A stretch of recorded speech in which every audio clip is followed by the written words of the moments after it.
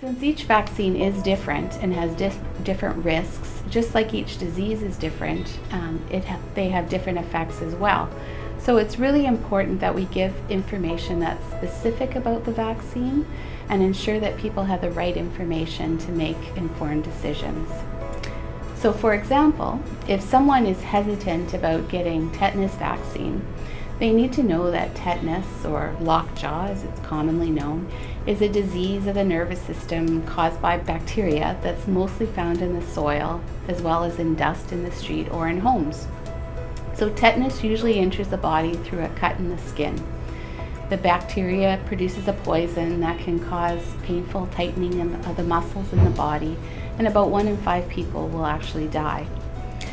There's now less tetanus disease around because of routine childhood vaccinations. We've been immunizing with tetanus for decades, and generally the population has very good coverage rates for tetanus immunization.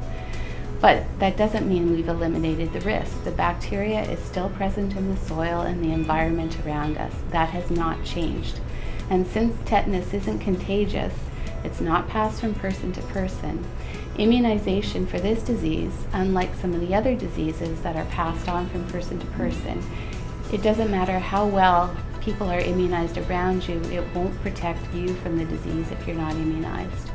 So if a parent chooses not to immunize their child for tetanus, they need to realize that that child is at risk for tetanus every time they might have a cut or break in their skin. When people talk about, the flu shot made me sick, well, one thing we need to know is the flu shot in general, the one that's received in the arm as an injection, it's an inactivated vaccine. And that means that the virus it's only pieces of the virus that are present in the vaccine. It can't actually give you influenza. The virus isn't live anymore. The timing of it, when we give influenza vaccine, is often the time when different viruses are circulating in the community. Those can be respiratory viruses that are similar to the flu disease. And so people may think they're actually getting influenza from the vaccine, but often it's completely unrelated to the vaccine itself. Parents may underestimate the consequences of some of these infections. Chickenpox, for example, is often thought of as a mild childhood infection, and it can in fact cause some pretty serious complications. Measles is another example. Measles can actually kill a child, and we need to be very mindful that that is a very real possibility, and we have a vaccine that can prevent that from happening.